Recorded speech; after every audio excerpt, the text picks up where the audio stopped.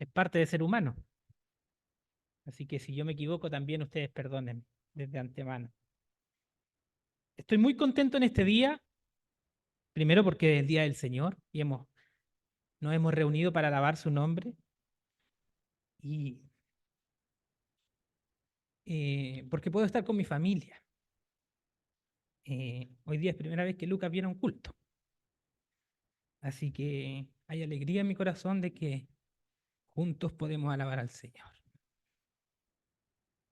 Él ha sido bueno. Disculpe que me tome un minutito antes de iniciar el sermón. Él ha sido bueno durante todo este tiempo. Él nos ha guardado en cada segundo. Con mi esposa hemos visto su cuidado. Y por eso me alegra de que juntos hoy día podamos adorar al Dios que tiene todo el control de todas las cosas. Y creo que a eso ha venido usted, adorar al Señor. Y parte de adorar al Señor es poder meditar en su palabra. Estamos en una fecha muy especial. Estamos en una fecha que, no sé si se han dado cuenta ustedes, es la única celebración que existe durante todo el año en que tanto cristianos como gentiles la celebran. No hay otra fiesta. No hay otra fiesta en que todo el mundo se vuelque a celebrar, si no es la Navidad. Si bien el mundo secular ha perdido un poco el foco de qué se trata esta Navidad, y los villancicos que normalmente nosotros cantamos para esta fiesta, como los que cantábamos anteriormente, o Ven Emanuel, Oíd un sol en alta esfera, Venid fieles todos, se han cambiado. Se han cambiado y lo que escuchamos normalmente como villancicos es parte de la adoración a Papá Noel, aquel que trae ese viejito barbón que trae los regalos. Y es difícil que deje de existir esta fiesta. Por más que el mundo quiera alejarse del sentido verdadero de Navidad, porque quizás se siente muy incómodo cada vez que los cristianos le recuerdan que el verdadero significado de la Navidad es que Cristo vino, se humanó, se hizo hombre y habitó entre nosotros, les parece muy complicado quizás dejar de lado todo el poder adquisitivo, todo el negocio que se forma en estas fiestas. Entonces quizás es una fiesta que se va a eh, seguir celebrando por años y nos va a seguir acompañando. Eh, Quizás, como decía nuevamente, olvidando estos temas tan relevantes que son el recordar, como decía nuestro hermano Jan que me antecedía, que lo más importante es que Cristo vino a este mundo. Dios nos regaló a su Hijo para morir por nosotros en la cruz del Calvario. Él se hizo mortal. El Dios que lo creó todo se vino a ser una criatura hecha. El Dios que poseía todo el control cede el control y viene a padecer esta desventuranza de ser hombre y habitó entre nosotros para entregarse completamente al sacrificio de la muerte de cruz, con la esperanza y con la fe puesta en que un día habría una iglesia que se entregaría por completamente a él. Y este es importante, quizás lo que decía nuestro hermano Felipe el domingo pasado, en que les da una tarea a los hombres, especialmente a los hombres de educar a nuestras familias, educar a nuestros hijos, educar a nuestra casa del verdadero significado que tiene la Navidad. Porque estamos en medio de este mundo que quiere atraparnos, que quiere opacar el verdadero significado de Navidad. Y muchas veces es culpa de nosotros. Muchas veces decimos, oh, otra vez Lucas 2, si lo he escuchado tantas veces, gloria en las alturas, ya me lo sé de memoria. ¿Para qué vamos a escucharlo de nuevo? ¿Para qué vamos a este tiempo de Adviento que hay otras cosas y la Biblia es tan larga? Muchas veces parece muy repetitivo. pero no querer contemplar esto tan hermoso, el regalo más significativo que nosotros pudiéramos tener, es solamente culpa de nuestra tibieza, solamente culpa de no haber contemplado verdaderamente la hermosura de Cristo. Para colocarnos en contexto, nuestro hermano Felipe el domingo pasado explicaba de la profecía para llegar al cumplimiento del nacimiento de Cristo. Y hoy leímos de los versículos 8 en adelante, faltaron los primeros 8 versículos. Y los primeros 8 versículos hablan del nacimiento de Cristo. O sea, Cristo ya nació. En lo que vamos a hablar hoy día, Cristo ya ha nacido. Cristo ya ha llegado a este mundo. En nuestra fiesta falta porque lo recordamos el día domingo, 24 en la noche. Pero aquí en lo que vamos a hablar hoy, Cristo ya ha nacido. El Salvador del mundo ya ha llegado. Y no es cualquier cosa. No es cualquier cosa lo que ha sucedido. 42 generaciones de profecía. Desde Abraham hasta David habían 14 generaciones. Desde David hasta cuando Dios saca de la esclavitud de los babilónicos, habían 14 generaciones más. Y desde los babilónicos hasta Cristo habían 14 generaciones más. 14 generaciones más. O sea, había transcurrido mucho tiempo desde la profecía y mucho más. Si nosotros recordamos la profecía hecha a Eva, cuando le dijo que de tu simiente nacerá aquel que iba a aplastar la cabeza de la serpiente. O sea, había ocurrido recién un acontecimiento universal, atómico. Lo que había ocurrido esa noche era tan grande, tan conmovedor. La llegada del Mesías, la llegada de Dios mismo estaba entre nosotros. Ciertamente Lucas le traía gran gozo esto. Por eso, como ninguno de los otros evangelios, él dedica cientos de versículos solamente a contemplar el nacimiento de Cristo. Solamente a contemplar este gran acontecer que traería salvación.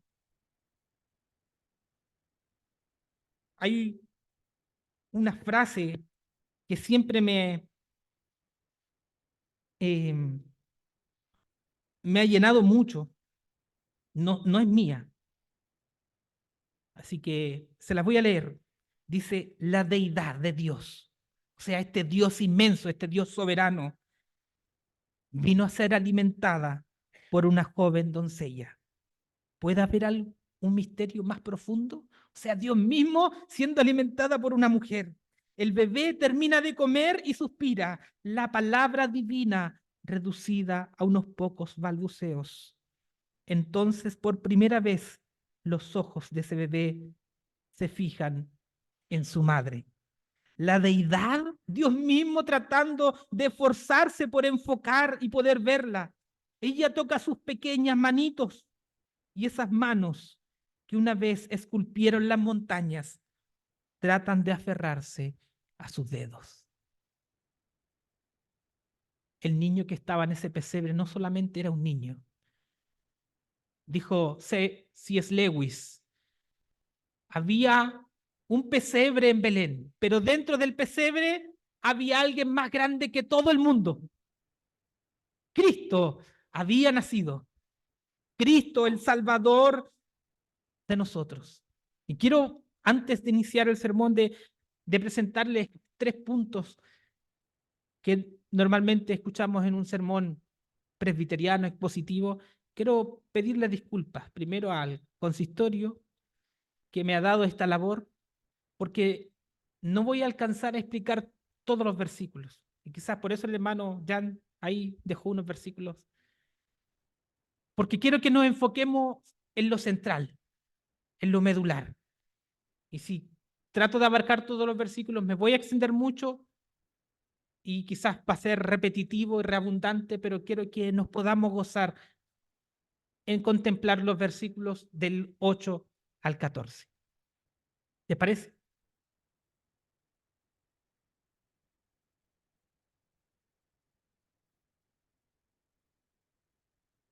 ¿Y qué vemos en nuestros primeros 8 versículos?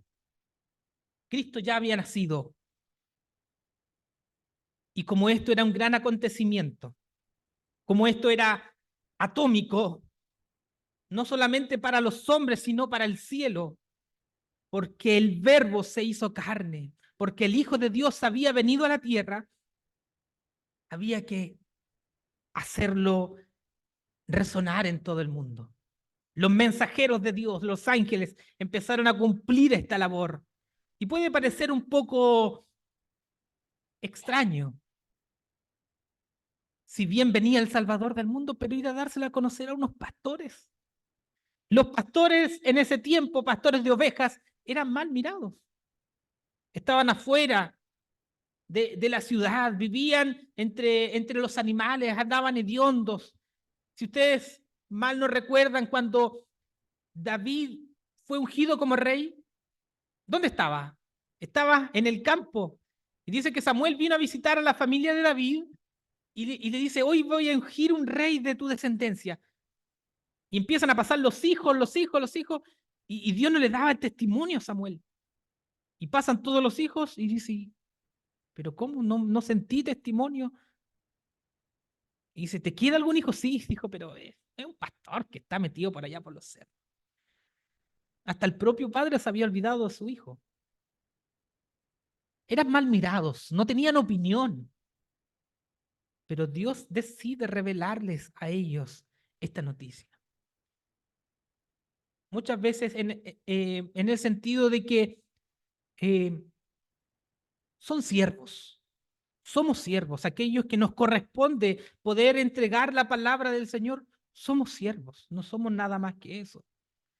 Estoy, hoy estoy parado delante de usted no como una autoridad, no como el presbítero, no, soy siervo de ustedes para venir a entregar la palabra del Señor. El Señor me ha amonestado durante toda esta semana, ha movido mi corazón. Hoy día mi esposa es testigo, estaba con un dolor de guata tremendo en la mañana. Hace mucho tiempo no me tocaba predicar y estaba nervioso porque entendemos, aquellos que nos corresponde esta labor, la importancia de traer la palabra fiel y digna hacia ustedes. Y quiero enfocarme en este primer punto, al cual he llamado nuevas de gran gozo, en los versículos del 10 al 11. Y dice así, pero el ángel les dijo, no temáis, porque he aquí os doy nuevas de gran gozo que será para todo el pueblo, que os ha nacido hoy en la ciudad de David un Salvador, que es Cristo el Señor. Le dice, no temáis. ¿Por qué le dice eso? Bueno, el versículo anterior dice que ellos temieron de gran manera. Pero el temor que está hablando aquí no es de ese temor muchas veces que nos da a nosotros porque nos asustamos, porque de repente apareció algo, sino que si nosotros nos enfocamos a mirar todo el Antiguo Testamento, los hombres sentían gran temor cuando la presencia de Dios estaba entre medio de ellos. Si bien, si nosotros vamos al Génesis, había paz, había comunión, y cuando Dios paseaba por entre medio del huerto, no había temor en Adán. Pero nosotros llegamos al capítulo 3, de los versículos 8 al 10, cuando Adán ya había pecado y dice que estaba escondido y le dice a Dios, ¿por qué te escondiste? Porque tuve miedo. El pecado. El pecado vino a romper la comunión y a traer miedo, temor, cuando se presenta la presencia de Dios. O sea, la serpiente que engañó,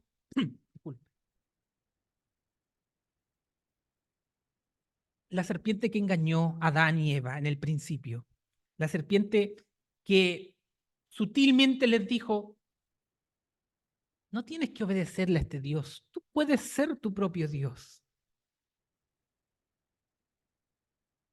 Si tú comes de este árbol, tú vas a ser como Dios, tú vas a estar en el lugar de Dios.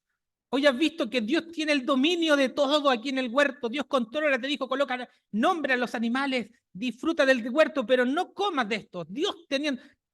Pero si tú comes, tú vas a tener el control. ¿Qué pasó?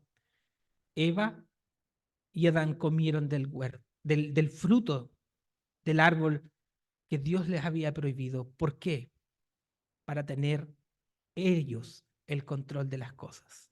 Y muchas veces en este sentido nos trae temor el perder el control de las cosas, el cederle el control a Dios. ¿Por qué nuestras preocupaciones nos invaden? ¿Por qué sentimos frustración? ¿Por qué sentimos desesperanza? ¿Por qué nos aproblemamos por el día de mañana? Porque quieres tener el control. Y ese control, el querer dominarlo todo, te trae temor, te trae aflicción. Ese temor es culpa del pecado desde el inicio y no ha sido pasado de generación en generación. Hoy nosotros pecamos por querer quitarle el control a Dios, quitarle entre comillas, porque si nos damos cuenta, ¿quién tiene el control? ¿Tuviste el control en esta semana? ¿Tuviste el control durante este año que está terminando? ¿Cuántas cosas imprevistas pasaron? Y te das cuenta que no tienes el control. Y nuestro corazón se aflige, nuestro corazón se entristece, nuestro corazón se amarga, porque creemos tener el control, pero nos damos cuenta que el control está bajo los pies de Cristo. Y en tu desventuranza, en tu pecado, tratas de luchar contra Dios, tratando de anhelar en tu corazón, de decir, yo soy el que controlo mis tiempos, yo soy el que controlo mi vida, yo estoy caminando hacia el éxito porque yo estoy sembrando cada semilla. Tú no tienes el control. Y si cada vez sigues luchando, más tristeza, más amargura habrá en tu corazón a causa del pecado que está en ti. No temáis. Entrega el control. Eso es lo que le está diciendo a los pastores. No teman. ¿Por qué? Porque ha venido el Salvador del mundo. No teman. Ya les tengo una buena noticia. Porque dice, porque aquí os doy nueva de gran gozo. ¿Cuál es esta nueva de gran gozo? El Evangelio, que será para todo el pueblo que os ha nacido. No le dice, le nació a María un hijo. José y María tuvieron un hijo. No, a ustedes, a todo el mundo, os ha nacido un Salvador que es Cristo el Señor. No es nada menos. Es el Hijo de Dios encarnado, tu Salvador.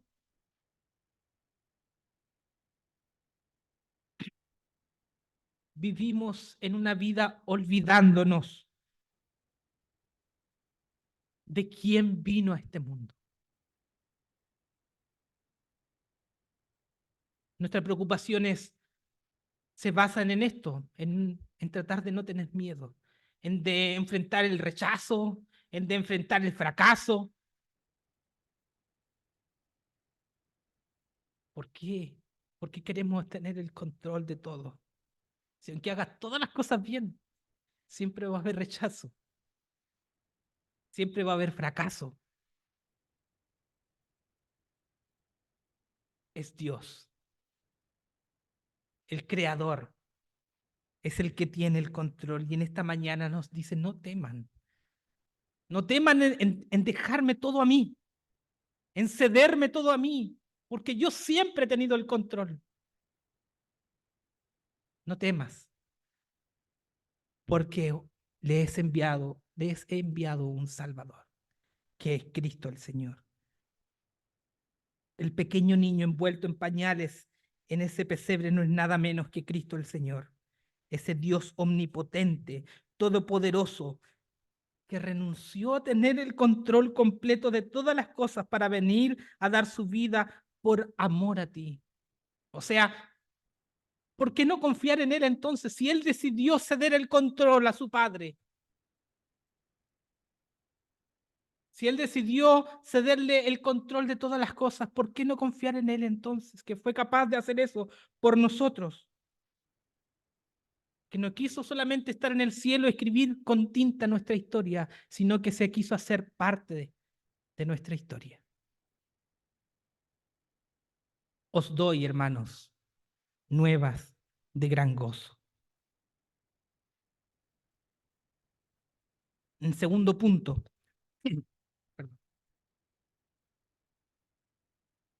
quiero que podamos avanzar.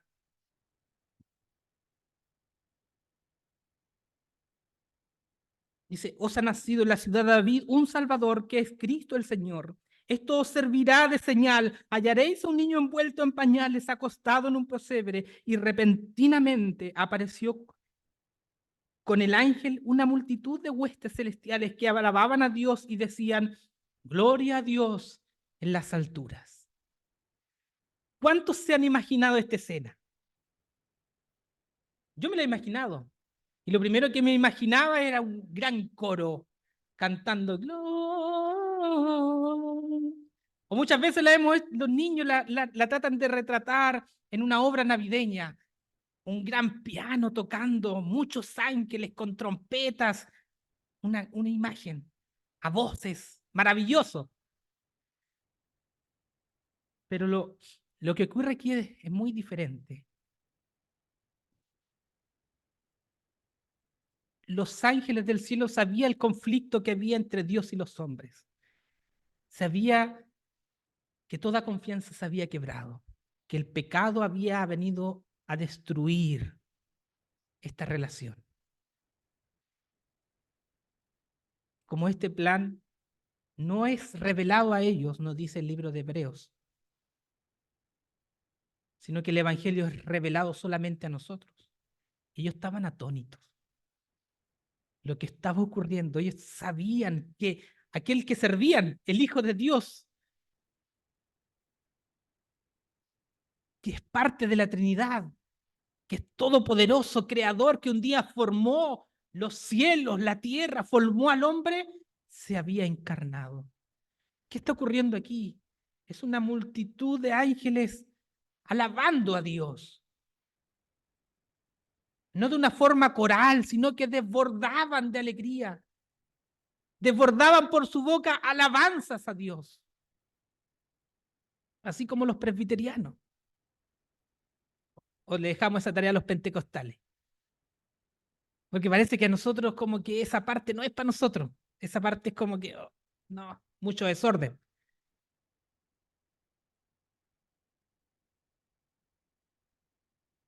La palabra del Señor hoy nos invita a ver gozo, alegría, gloria a Dios en las alturas.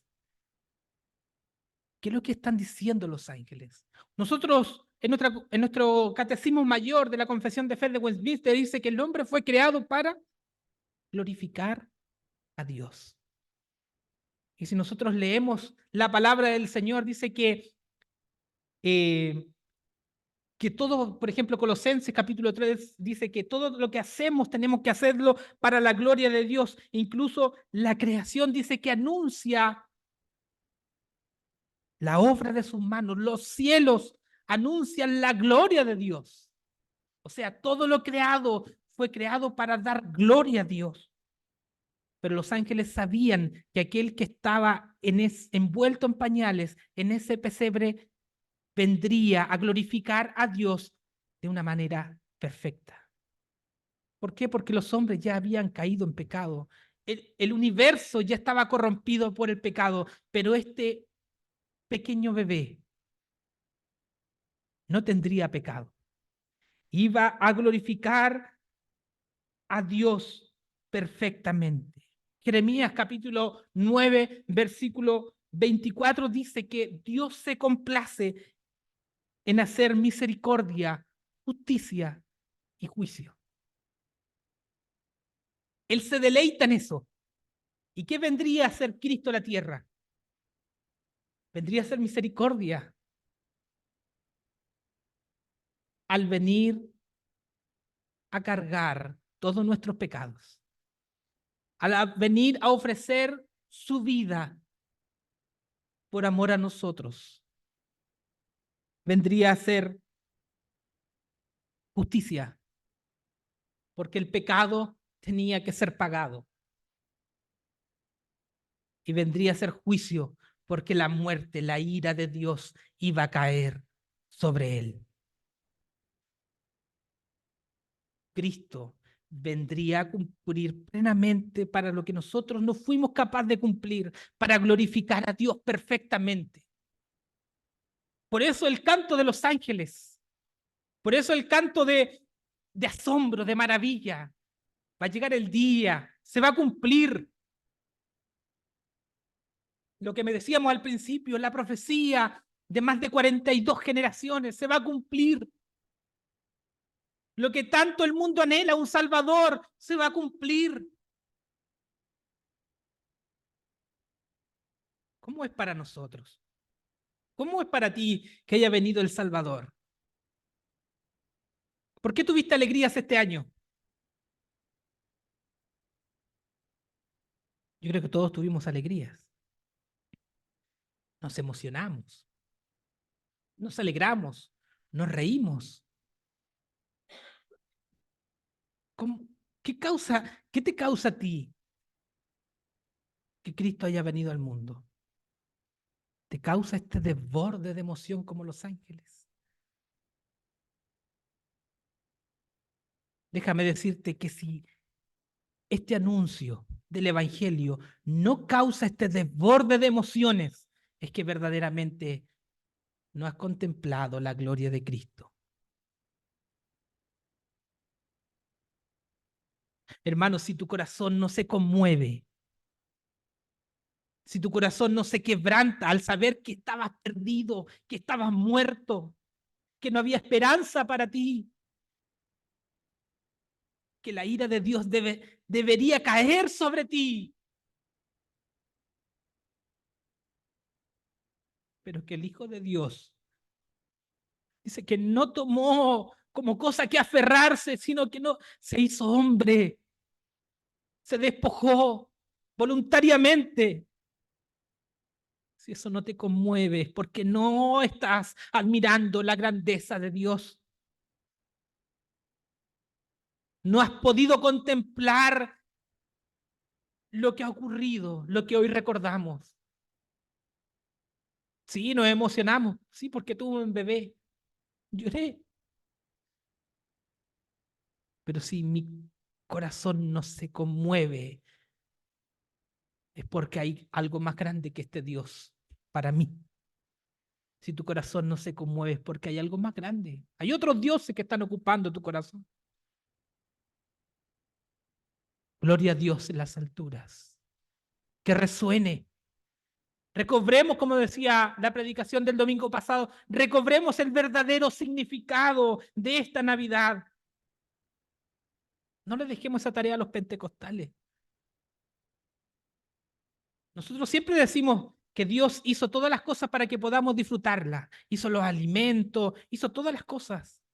Pero también hizo todas las cosas para que le rindamos gloria a Él. Y tus emociones son parte de lo que Dios ha creado en ti para que le des gloria a Él. El otro día conversaba, mi hermana me decía, es que me da vergüenza quizás levantar mi manito, cerrar los ojos, llorar, emocionarme. No para hacer desorden, no digo que hagamos desorden, pero debería conmover hasta lo más profundo de mi corazón de que no había esperanza para nosotros. Si hoy te dijeran, estás libre de tu enfermedad, estás libre de tu cáncer que ha arrastrado tanto tiempo, yo creo que todos nos alegraríamos, yo creo que llorarías. Si hoy dijeran, la enfermedad de tu esposa, la enfermedad de tu hijo, estás libre, se ha encontrado la cura, habría mucho gozo en tu corazón. ¿Por qué nos cuesta tanto conmovernos por la salvación de tu alma? ¿Por qué nos cuesta tanto conmovernos que ha venido Cristo? Hermano, es triste la realidad, pero solamente porque no estás contemplando la gloria de Dios. Porque otros han ocupado ese lugar. Porque verdaderamente tus ojos están puestos en otro lugar. Gloria a Dios en las alturas. Y en mi tercer punto quiero terminar con la segunda parte del versículo. Y dice, y en la tierra paz y buena voluntad para con los hombres. No quiero darle, echar por bajo la tarea que, que ha hecho Reina y Valera, la versión que usamos nosotros, pero no es una buena traducción. Una mejor traducción dice paz en la tierra para aquellos en los que descansa su bondad. ¿Cuál es la diferencia entre las dos versiones? En que parece que la primera versión trata de decirnos que es paz para toda la tierra, para toda la humanidad, pero no. Es paz para aquellos que Dios ha escogido. Porque para ustedes es la salvación. Para ustedes es esta bendición. ¿Y por qué dice paz? Uno podría decir tranquilidad, pero la paz que se refiere aquí es porque viene a traer fin a la enemistad que teníamos con Dios, que a la guerra que teníamos con Dios. Cristo viene a poner fin y ahora a traer, a restablecer una comunión para con Dios. Por naturaleza, el ser humano, como decíamos en el primer punto, desea ser rey de su vida, tener el control y de manera hostil, como que trata de luchar contra Dios, como que trata siempre de quitarle el señorío que Dios tiene sobre nosotros, como que estamos siempre comprometidos con eso, como que queremos tener el control absoluto de, de todas nuestras áreas de la vida. Y eso ha traído temor, ha traído desventuranza, ha traído tristeza.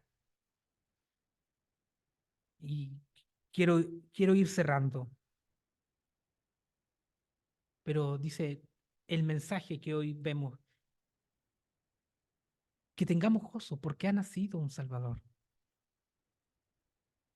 El primer paso para tener paz, el primer paso para albergar paz en tu corazón es reconocer primero que estábamos en conflicto, es reconocer que estábamos en enemistad contra Dios, es reconocer que nuestro pecado eh, estaba delante de Dios, que hemos hecho cosas malas y que si hemos hecho cosas buenas, las hemos hecho para nuestro orgullo, no para la gloria de Dios. Entonces lo primero es reconocer nuestro propio error y confiar que Él puede ser nuestro único Salvador. Es confiar en lo que repetimos muchas veces, que la salvación solamente es por gracia. Sí, por obras, pero por la obra completa de Jesucristo en la cruz. No puedes salvarte a ti mismo. No puedes tener el control de las cosas. Solamente Cristo te puede salvar. Isaías viene a repetir una profecía dicha por Isaías en el capítulo 9. Dice en el versículo 6, porque un niño os es nacido, hijo os es dado. ¿Ve? Repitiendo, no es de una mujer, sino que os es dado a ustedes. Un niño os es nacido, hijo os es dado y el principado sobre su hombro. Y se llamará su nombre admirable, consejero, Dios fuerte, Padre eterno, príncipe de paz.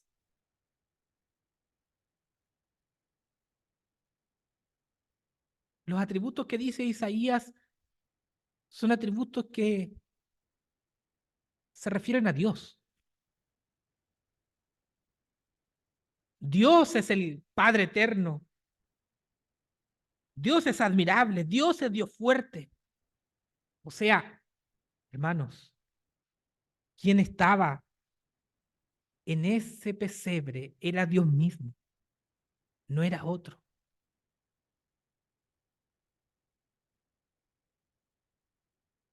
Y por eso,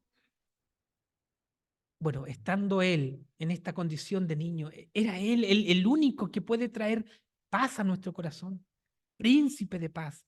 Quizás príncipe también es una mala, es soberano sobre toda la paz. Por eso él dice, mi paz os dejo, mi paz os doy, no como el mundo la da, yo os la doy. O sea, la paz que ofrece el Señor a su iglesia, a su pueblo, es algo completo, es algo distinto, es algo, es algo que llena todas las áreas de tu vida. Muchas veces pensamos que el Evangelio solo sirve para el perdón de nuestros pecados. Y no, Hebreos no dice eso. Dice que Él se vino a humanar, a hacerse hombre para comprenderte a ti en todas tus debilidades, para comprenderte a ti en todos tus temores. Cristo sufrió las mismas complicaciones de nosotros, tan triviales como muchas veces vivir en una casa con una familia, porque en nuestra casa tenemos conflictos.